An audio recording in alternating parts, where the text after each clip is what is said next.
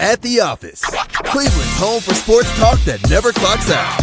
From the latest headlines to heated debates, we're diving into everything sports. It's your hosts, Noah and Matt. Cleveland! What's going on? You're at the Office with Matt and Noah, where we talk all things sports, Cleveland sports, regular sports, national sports, what have you. I'm your host, Noah. This is Matt. You can join us at the Office too. Comment on YouTube, Facebook, or X, or call or text the show, 216-260-3433. That's 216-260-3433. Matt, how are you doing tonight, buddy? I'm doing great. Just had a wonderful steak and potato dinner. Feeling great. Got a wonderful list of topics here to talk about. Yeah, it is going to be a fun show. We are post NFL Combine. We got a lot of Brown stuff to get into. And, I'm just excited. It's been a good, long, not restful. I've had a lot of stuff go on this weekend, but it's been a good, long weekend, and I'm ready to talk some sports with you, buddy. Talking about stuff going on this weekend, I know this isn't, quite on our topic list, but I've been seeing it all over the internet. Looks like John Cena did some pretty crazy stuff. I want to hear more about it. You know more about it, please. Yeah, it's crazy that I'm talking wrestling on our Cleveland sports show, but it has become such a big moment in national media, really, that I'm happy you're asking me this question. John Cena turned bad, kicked Cody Rhodes square in the balls, and aligned himself with The Rock. For the first time ever, John Cena has gone heel. He has gone bad, for those who don't know what heel means in terms of wrestling. And I was literal goosebumps, literally in shock when I watched that happen. I grew up a John Cena fan, being 7, 8, 9, 10 years old, doing the "you can't see me" on the trampoline. And the fact that he has turned bad for the first time really in his career. He was a bad guy when he first started, but everybody loved him right away. Like, truly leaning into being a bad guy. Crazy. Absolutely insane. And I'm all the way here for it. It has been fan-freaking-tastic. Yeah, I mean, I saw it blow up all over social media and everything, and I was like, oh, I got to bring this up to Noah. He's got to be loving this right now. The road to WrestleMania is what they call the timeline up until the big WrestleMania event, basically from the start of the year until about April, and it just heated up. The road to WrestleMania has been absolutely exciting, and I'm all the way here for it. You could get me talking wrestling for hours. This is not a WWE nor pro wrestling podcast. Let us get into some of the news topics, rumors that have been going around. The NFL Combine ended just recently, yesterday, really. We wrapped up everything that we had going on there, and there was a plethora of news and rumors to come out of that. So, Matt, let's start this off with one of the ones that is the most concerning for me. The rumor that the Cleveland Browns are linked to Carson Wentz, Daniel Jones, and Kirk Cousins. Multiple reports stated this coming out of the Combine. What are your thoughts, man? Yeah, I mean, we've known it's always been the game plan, go get a vet.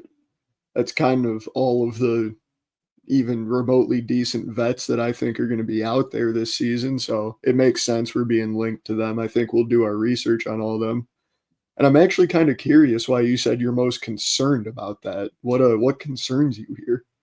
Because Carson Wentz is an egomaniac. He had so many issues in Philly with about being the guy and being the face of the franchise and this, that, and the third. I don't want any more of that around my Cleveland Browns football right now. I am so sick of that kind of behavior, that kind of attitude, all of that stuff going on. I don't want Carson Wentz anywhere near this locker room. We have enough locker room drama going on as it is with the quarterback we decided to bring in for $230 million. Daniel Jones, sure. I don't think he's going to amount to much, but if we end up with him, we end up with him. And Kirk Cousins, I've said that I think he should be a Cleveland Brown multiple times on this show. So Carson Wentz is really my focus here in terms of what is peeving me, I guess I should say. No, that's very fair. I think hasn't been as bad, especially he signed to be the backup to Patty Mahomes. He knows he's not the face anymore, but I definitely see where you're coming from.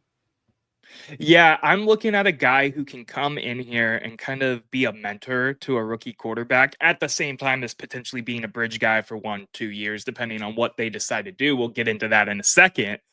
Carson Wentz with an ego problem, whether he has subsided, it just does not sound like a great fit to be that type of guy and the type of guy we need here in Cleveland right now. So I was scratching my head when there were a lot of jersey swaps and stuff like that going out. I know he had an MVP like year, but let's hold our horses just a little bit. You know what I mean? No, I'm with you on that. Let's shift a little bit more to the actual draft coming up here though. Yeah, for sure. Big news coming out, potential number 1 overall pick Abdul Carter has a foot injury. His agent comes out, says they're confident it's not going to hurt his draft stock. Do you think it's going to make him fall, Noah? Yeah, I don't. There was a foot injury rumor with Myles Garrett when he first went to the league, and Myles Garrett was a better prospect than Abdul Carter, but we're talking about like Abdul is being framed as the guy in this draft, right? So to me, I don't think it's gonna hurt him, especially when you have a rookie GM like there is in Tennessee, who probably doesn't want to take a big swing on a quarterback yet because he doesn't have to, like an Andrew Berry kind of feels like he has to at this point. So I don't think it's gonna hurt him. The only way he falls, well, we'll get into that in a little bit. That's one of our further on questions. What do you think this foot injury thing is going to do to Abdul Carter? I am perfectly aligned with you in the only way he falls is by something later in our topic list here. I don't see it affecting him draft stock wise unless, there's some big changes to the draft. Yeah, I'm with you 100%. I think he is the tried and true best player. It's him or Travis Hunter, right? That are the best players in this draft. Unfortunately, those aren't the most needed positional fits for the Cleveland Browns, as we've touched on this show before.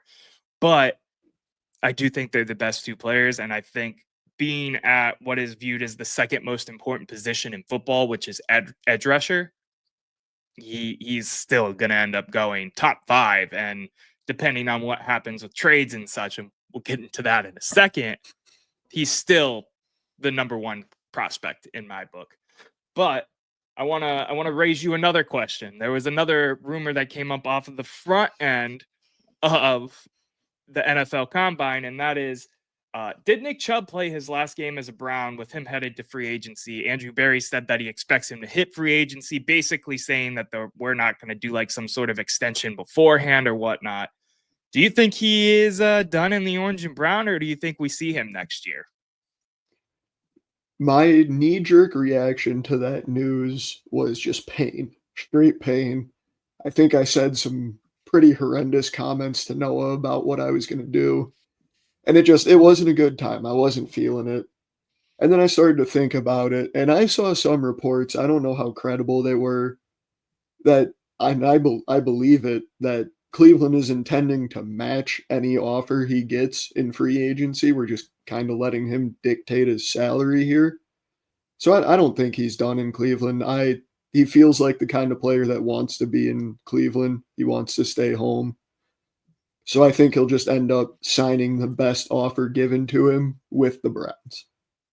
Yeah, so I've been up and down on this because to me, I think that they should have just signed him and gotten it over with. But they're also an analytical front office that likes to play these stupid games sometimes. And it pisses us off as fans, but it ends up working out in our favor later on. So it's like, you're damned if you do, you're damned if you don't. Regardless, I was still feeling pessimistic until about 48 hours ago. So probably the 24-hour range of him saying this. And then Nick Chubb showed up to, this is going to sound stupid, the Greater Cleveland Car Show at the IX Center in all Cleveland gear. And the fact that he is so representative of the city and the brand of the Browns still, despite some of this, just screams to me that there's nowhere else he really wants to be.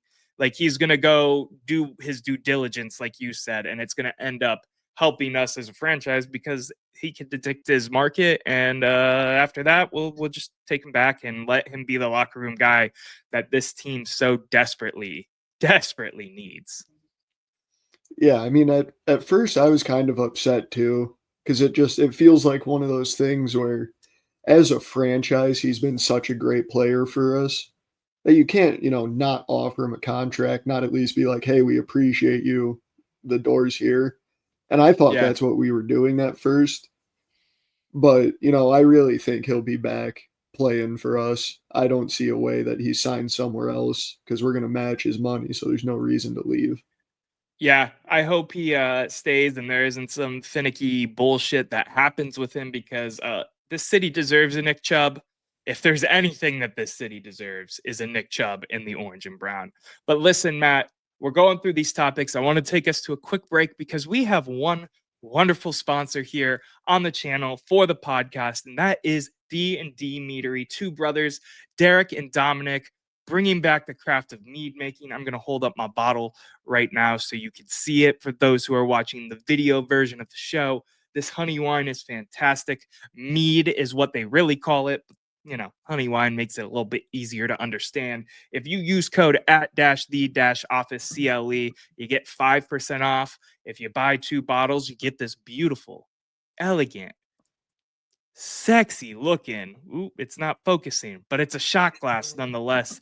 2 bottles, a shot glass. Matt drinks this stuff all the time. He absolutely loves it. I love it. Me and Bree, shout out Bree, my girlfriend, have been drinking it since before they even were a sponsor on the channel. Actually ended up finding them at the local liquor store and they were doing samplings. And it's that damn good that I have sought out and continued to support this brand. So I just want to say shout out Derek, shout out Dominic, shout out D&D Meadery. Matt, anything you got to say about the wonderful honey wine that I was just describing?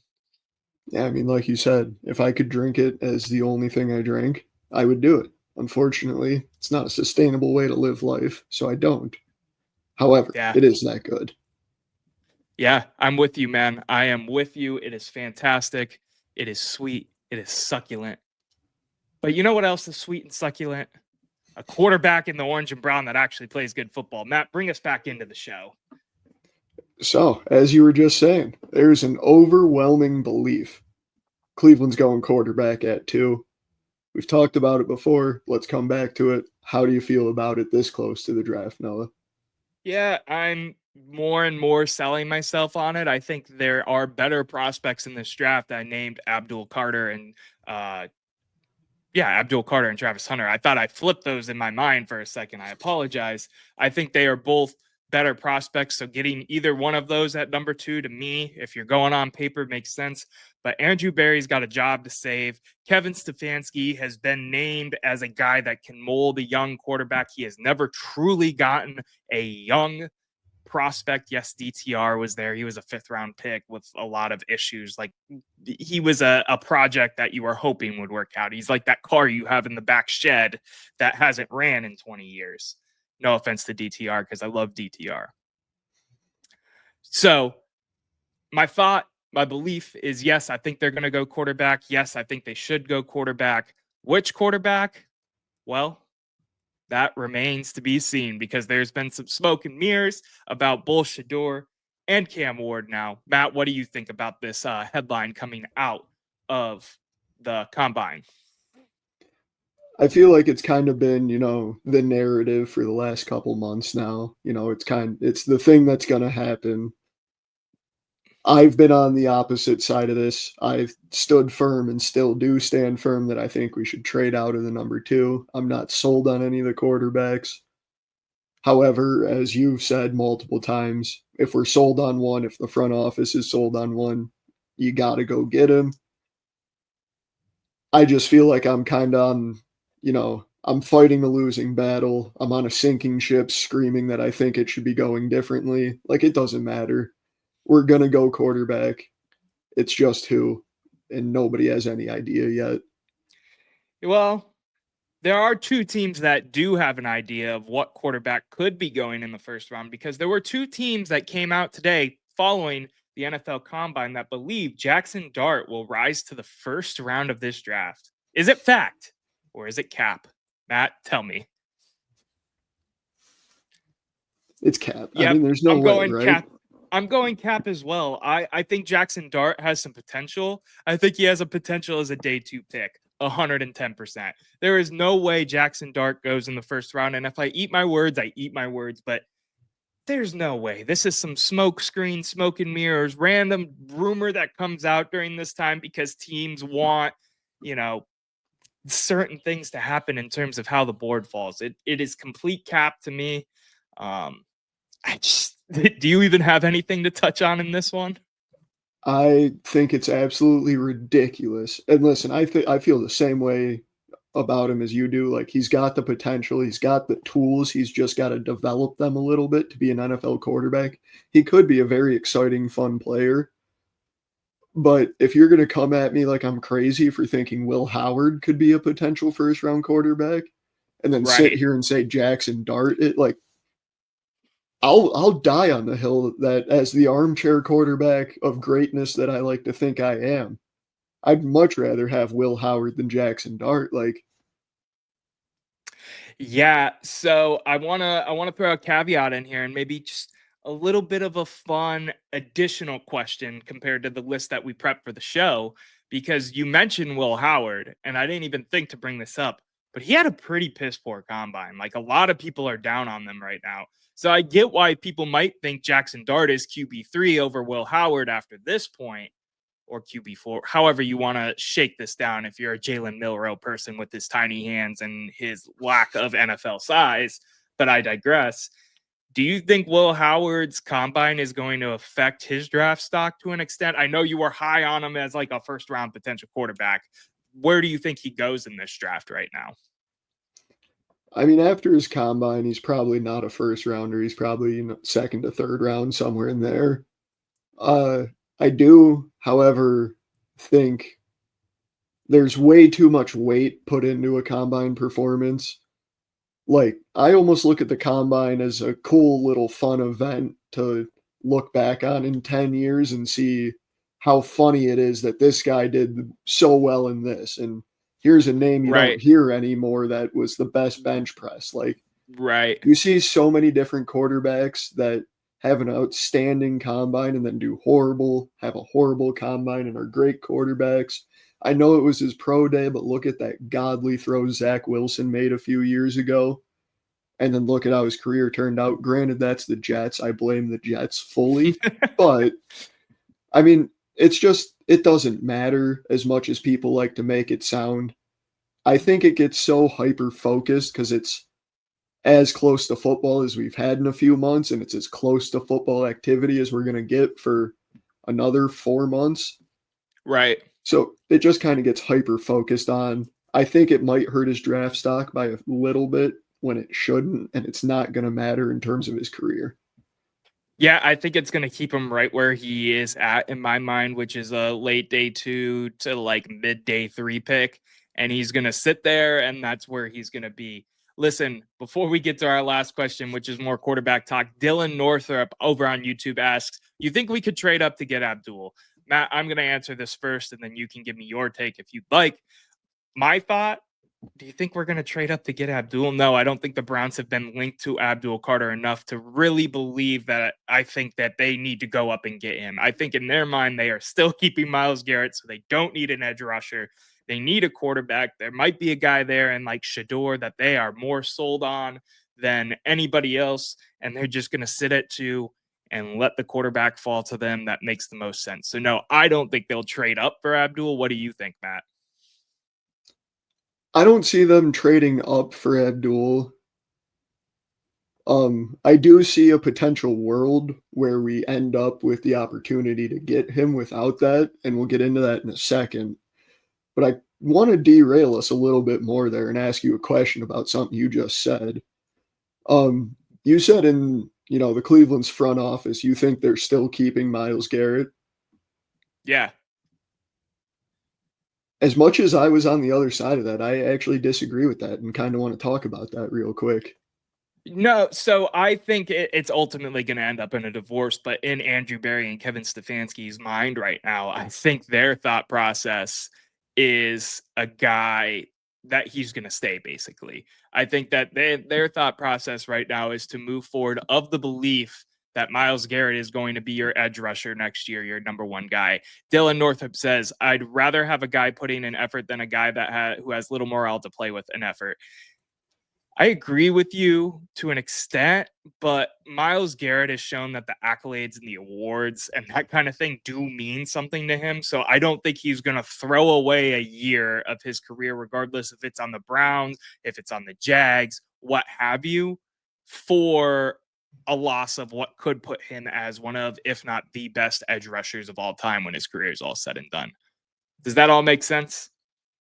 No, I mean, that absolutely does make sense. The more I think about the whole situation with Miles, it's kind of like what is the front office gonna do? Like, they can't really come out and be like, "All right, he said he wants to be traded, so we have to trade him." Like, you come out and say that, you're gonna get jokes of offers for generational talent. Like, they Right. have to come out and say, "Yeah, no matter what, we're not getting rid of him." So teams are still calling with multiple firsts and stuff like that. Like, I almost think with how aggressive Miles and his agency has been in terms of being like, "No, I'm done. I'm out of Cleveland. I won't restructure. I won't do anything. I've slammed the door." I would have to imagine Andrew Berry and Kevin have accepted that and are just playing hard to get and for the sake of turn them into the most capital there is. See, I still think it's a pissing match, but we'll see what happens, right? Like we could beat the Myles Garrett dead horse for days and days, but I think it's just a pissing match, and Myles Garrett has no leverage right now. I do think it'll end up in a breakup, but unless the right offer comes calling, I think their mindset is we have a franchise edge, and we don't need to go draft a guy like Abdul. Again, a guy that they haven't talked a ton about. It seems like they like Travis Hunter more than they like Abdul Carter anyway. So if they're that to me um, makes more sense. Andrew Berry talked at length about Travis Hunter compared to Abdul Carter in his presser before the NFL Combine. So that's just me, but we'll see, right?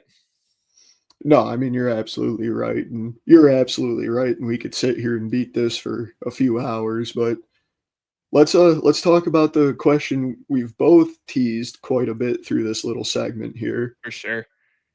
Last couple days, there's been a lot of smoke, a lot of rumors that teams are getting interested in jumping to the number one overall spot, specifically the Jets, Giants, and Raiders. What do you think? You think that's going to happen?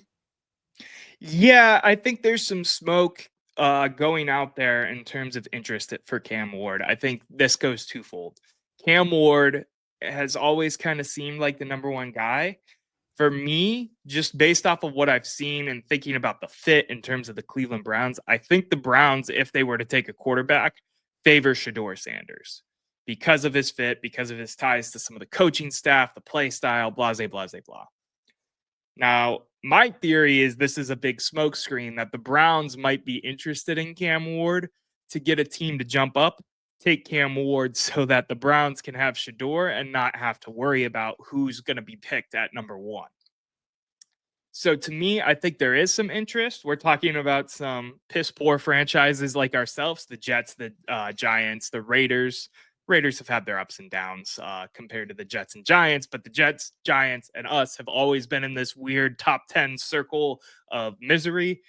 So yeah, I think there's 100% smoke here because Cam Ward had some great things happen for him in the combine in terms of his interviews and how things went. I know he didn't throw and all of that, but he had some good things happen for him at the combine. So I 100% think there is a team interested in the number one overall pick from Tennessee. And if I was Tennessee, I'd be picking up that phone because by the time you know it, you're 3, 4, 5 on the board, and you have either Abdul or Travis Hunter still fall to you at that point. What do you think about this rumor, man? It's tough for me. I think every year you hear, "Oh, there's 4 teams interested in the number 1 overall pick." Like, yeah, of course, every team wants to pick for like And then I think about it, and honestly, now that I'm sitting here, I should have had the stat ready, but I can't remember the last time I ever saw the number one pick get moved this close to the draft. Like, it really doesn't happen all that much, especially for how often it's, brought up / teased. I don't see it happening. I mean, I think Tennessee would be more than happy to drop to, 3, 4, 5, just because they still end up with, Travis Hunter, Abdul Carter there. But I don't see it really happening because I feel like most teams know if they themselves can end up in the 3, 4, 5 range, they get Cam Ward, Shedeur Sanders, or Travis Hunter. Yeah, but the question, I guess, is do you want to take the risk of not getting your pick of those two and letting the Browns have the pick of theirs too, which then goes into my theory of, well, the Browns are trying to play the role of, well, we want Cam Ward, so someone should trade when they really want Shedeur, blase, blase, blah. Dylan Northrup asks, would JT be a good second or third round option for us, in your opinion? We do need another edge rusher on the left side.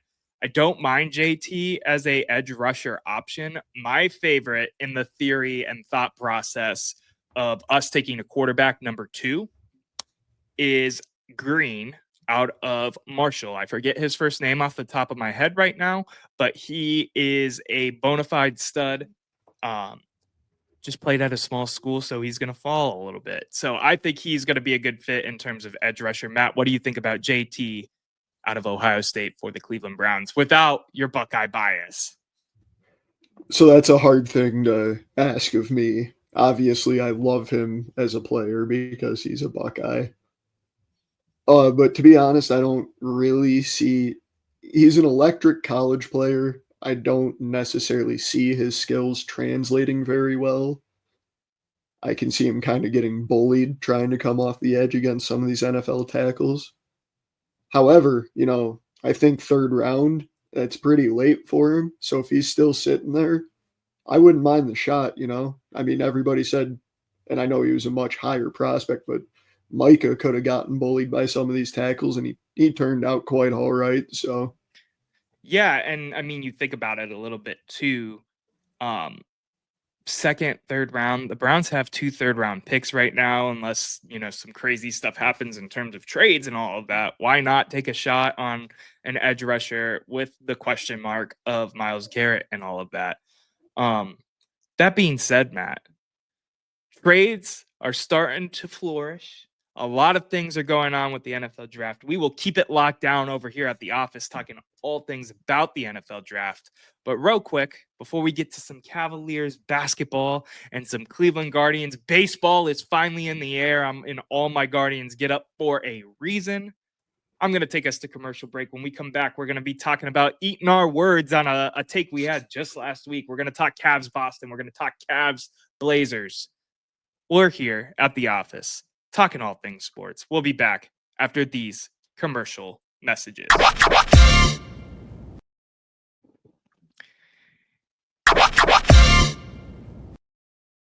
And we're back at the office talking all things sports, all things Cleveland sports, enjoying our time, hanging out, doing our thing. Don't forget to hit the like button. Don't forget to hit the subscribe button. It helps us grow the brand here of At the Office a ton. Make sure you check us out on all socials. You can see it down below. If you are watching the video version of this show at The Office CLE, that's @ The Office CLE. Make sure to check out the merch store. Matt finally remembered his damn mug. Get you a mug, get you a t-shirt, get you a hoodie, get you a hat, get you a sticker. There's so many things on that website that you could get to help support what we do here at the office. Really helps us out a ton. Want to shout out Fans for Sports Network, the network that helps us run, facilitate, and do everything that we do here on the channel, on the podcast. But Matt, we're already eating our words on a take, and I'd like you to walk us through that just a little bit. So I came out last week and I was super high on Triston McKenzie's first appearance in spring training. I thought he was back. And then he comes out in his next appearance, doesn't even make it a full inning, doesn't throw a single strike, walks 5 batters, gives up 3 runs. It was ugly. It was not good. It was bad. I don't have many You, words for it other than I you was know, wrong. you know what makes this even worse? What's that? It was only one hit. 3 runs, 1 hit, 5 walks. So he was walking everybody left, right, and center in 2/3 of an inning pitched. I want Sticks to be good so bad, man. I love Sticks. But I don't know if it's in there anymore, man. He's got the yips, he's got the injury problems, he's got XYZ. You, sir, may in fact be a Lake County captain for the foreseeable future. I don't know what to say, man. What else are you thinking? It sucks. I mean, that's about all there is to it. I love him. Like, I really want him to be the guy we saw 3, 4 years ago that was, an elite number 2, could be a number 1 elsewhere. I was worried about him signing, to go be an ace somewhere else. And now it feels like that was just a dream, like, I don't know. Yeah. It's really weird to me. I used to be a pitcher way back, like never really that seriously, but it's just so weird to me that uh like you see it less than a week, a little over a week ago now, where he looked like a solid pitcher that might be coming back into form. And then he comes back out and looks like last year again or the year before. Like it just doesn't, it's in there. It's clearly still in there. He showed it. And then he comes back out and is horrible again. I hate it for him. And it's got to be horrible, a horrible feeling for him to be trying to navigate that. Oh, 100%. I think it's funny because we were overreacting so much the other way last week, and now we're going this way. Who knows? He could be perfectly fine this season, but there's so many things that point to it maybe being the end, and we should have just enjoyed the ride we had with Tristan McKenzie for the time. It scares me.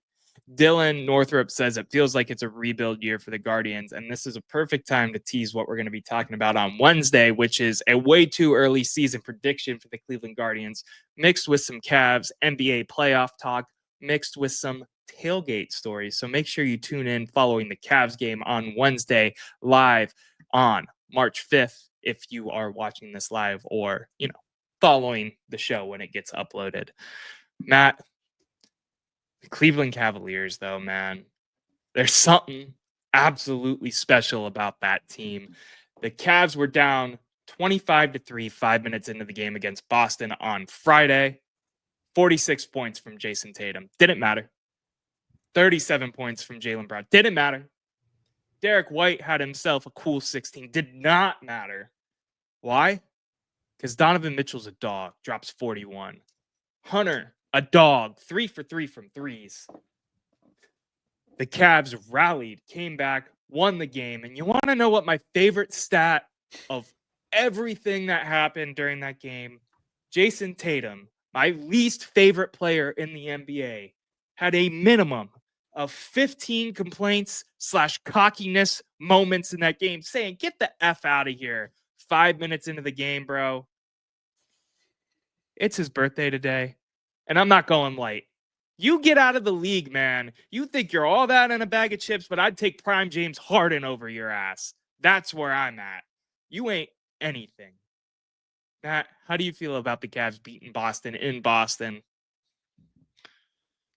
It's a very exciting win. And once you calm down from the burning hatred you have for specific players, you can look at it and really get comfortable with the fact that this Cavs team is capable of beating anybody, going toe-to-toe with anybody. I have no doubt in my mind that they are playing like the best team in the league as of now.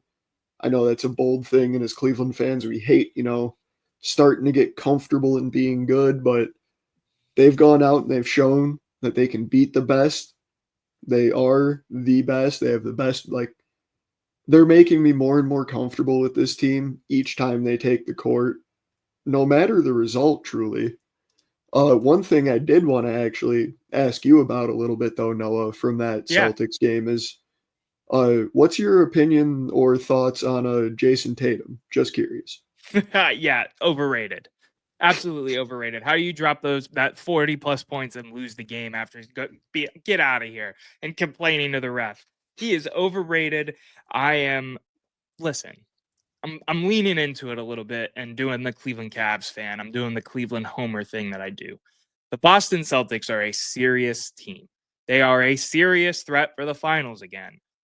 I am ecstatic for the moment we meet them in the Eastern Conference Finals and we can show them who is better. Because I want the Cavs to bury, like they have all season, the soft narrative, the they can't win narrative, the they'll never be good enough narrative, whatever narrative you want to put around this Cleveland Cavaliers team. I want them to go and show the Boston Celtics and show the NBA and show Shaq and show Shams and whoever the hell else that had doubts early on. I know they've been getting a lot of media clout. Stephen A., who is the biggest Knicks fan in the whole world, gives the Cavs a lot of credit right now on ESPN. I want them to continue to prove the doubters wrong because that's what this Cleveland Cavaliers team does and is going to continue to do for the next 3 to 5 years. They have shown me enough where I don't have to feel like I need to curl up in a ball and be a little self-conscious Cleveland fan about what this team is. This team is damn good at basketball, and they are going to continue to be damn good at basketball because they play as one and they play as a team. That's how I feel about the Cleveland Cavaliers. Matt, we have another game to cover, though, because not only did they come back from a 23, 22-point deficit 5 minutes into the game, they then rested Donovan Mitchell on Sunday, played the Blazers, young team, not doing fantastic, but they got some fight in them. They're a young team. Went down, but there's more storyline here. The Cavs end up winning this game in OT. Ty Jerome, DeAndre Hunter, both have fantastic games. They were playing like they were on the Virginia Cavaliers again instead of the Cleveland Cavaliers. But Matt, fouls. Let's talk about fouls, man. It was insane. I mean, I don't think I've ever seen that many fouls in a game I've ever watched. Yeah. I mean, the Cavs and Blazers combined for 70 free throws, 53 personal fouls in the entire game. I mean, what the hell was that? Continue on, Matt. Continue on. I just I don't know. Everyone is well aware of the Ty Jerome incident in the locker room post game and his comments. And I just think it's absolutely crazy that it was so bad that you get these athletes that get sent to a 2-day media training school before the season starts. It's basically, hey, you see what Ty Jerome just did? Don't do that. Don't do it. And it was that bad that you get this man to go off. I've never heard Ty Jerome speak negatively or aggressively. I don't know. Maybe he does it all the time and I live under a rock. But to get him to go that hard about, something that's kind of, a sacred, don't cross that line or you're going to lose a lot of money over it. That's insane. That had to be a horrible playing experience for everybody on the court. Dylan Northrup asks, is Ty Jerome suspended or no? No, he's not suspended. They just ran him his money. They said, give me that game check, boy. No, it was a horrible game. The game was bogged down by stoppages. Neither team really got in a flow. I think that's part of the problem. Not even that Donovan wasn't on the court. We're talking most fouls called in a game since 1952. 70 what? 70. I'm not even doing the math. 73 years? I think I'm right. No, 77 years? Regardless, doesn't matter. That many fouls in a game? That's insane. I think the math is 78, actually. It was bothering me. I want to give you a fun fact. The Anderson Packers, yes, this is an NBA franchise from 49, has the most personal fouls by a team in a game with 60 fouls against the Syracuse Nationals on November 24th, 1949. We're talking history on the show. That's how bad this Cavs game was last night in terms of its officiating. We have players coming out in the media upset about it. But you know what matters most, Matt? The Cavs are 50-10, and we're only in March. 50 wins. It's March 3rd at the time of recording, at the time of us being live. This team is historically good. This team is historically great. And this team is going to continue to write and make history. And I stand on that fact. Bringing up, the historical relevance of this team, I actually saw some you might take a little interest in. I don't know if you saw this as well. Somebody went back and did the research. Unfortunately, it was on Twitter, X. I don't have it pulled up to credit them. I apologize. And they looked at how many teams have started their season 50-10 or better. We are the 12th team, or no, I believe we are the 13th team to be this good at this point in the season. Of the 12 teams that have done it, and again, if I'm remembering right, 8 have gone on to win the finals. I'm not a big believer in stats like that. However, 8 out of 12, that's not a bad shooting percentage. 17 more wins to surpass most wins in franchise history. And I was looking at the breakdown of the games because, as a part-time Cavs employee, I got to know when the home games are and the away games are. So I know when I'm going to the Rocket Arena or not. There's only one game on our calendar that really makes me scratch my head a little bit. And even then, we've beaten this team before, and that's the Milwaukee Bucks in like a week. Other than that, we're playing a lot of like the Brooklyn Nets. The Knicks are on our schedule. They don't even bother me anymore. We beat the dog piss out of them every time we play them. That was a little aggressive. I'm sorry for that. But there's not anything there that scares me. So when you're talking 17 wins to surpass most wins in franchise history, I think it's doable. We've watched this team only lose 10 games to this point. You're telling me they can only lose, 5, 6, 7, 8 games to tie the record or surpass the record? I would put money on the fact that we are watching a historical Cavs season in terms of wins. I don't think that's a hot take to say either, in my humble personal opinion. I think there's a good chance it's going to happen. I mean, you look at how many over the course of the season, 7+ game win streaks we've gone on, including the one we're currently on. Like, it's definitely not out of the question. Yeah, it's not at all. Matt, the Cavs are fun. They're so fun. And you, even as not a big basketball head, has jumped on the bandwagon and have been watching more and more of these games because how can you not? As a Cleveland sports fan, regardless of where the 3 teams rank in your mind, how can you not enjoy basketball when we're talking about a team that could bring another ring to the land? Will they? It remains to be seen. Do we hope? 110%. But that takes us to our final topic of the day. Matt, we have been going for a minute, man. This has been a fun show. Random thoughts, hot takes. Give me a random thought or hot take to wrap up what we got going on today. Leaning a little bit more towards the random thought side of things, but not really. I want to take this, brief opportunity to say shout out and thank you to Jimmy Johnson. He announced his retirement today. He's given his life to the game to make it better, to be around it. I've always enjoyed what he's had to say. I've enjoyed watching him on TV. And I wish him best in his retirement. I hope he enjoys it. He lives everything he wants to do. I couldn't have put it better myself. My random thought, my hot take, brings us to the Cleveland Browns. I'm going to make this episode go full circle in the fact that I was listening to the Ultimate Cleveland Sports Show before this, one of the many podcasts and shows out there covering Cleveland sports.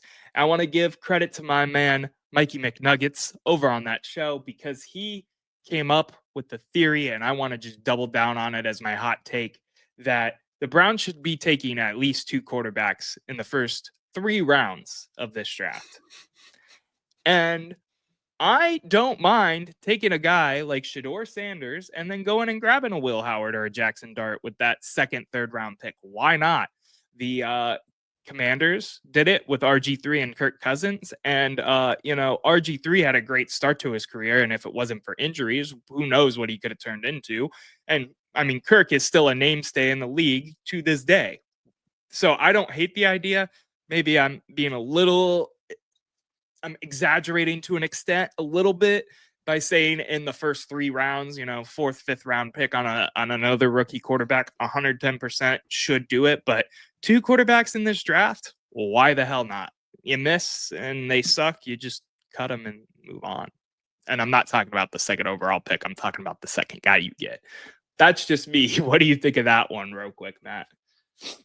Yeah, I mean, initial reaction, I think you're insane, but then I sit here and think about it a little bit. Like, I don't know, take a quarterback at 2, have a decent pick in between there and your 3rd round pick, and then you have another 3rd round pick and you can walk out of there with a guy like Will Howard, who I'm big on still. Like, you could convince me to not be mad if that were to happen, I guess. Like,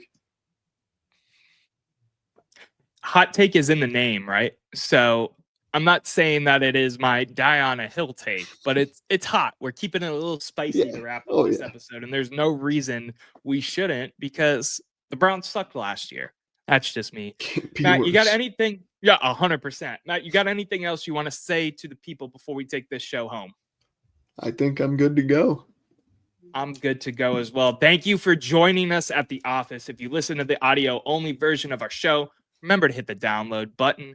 Please hit the subscribe button if you're watching us on YouTube, because it helps us grow the brand and everything that we do here on YouTube a ton. Check us out on all social medias, once again, at the office CLE. Matt, it's been a pleasure hanging out and talking with you. Cleveland sports, as we always do on a Monday night. And until next time, Cleveland, stay up.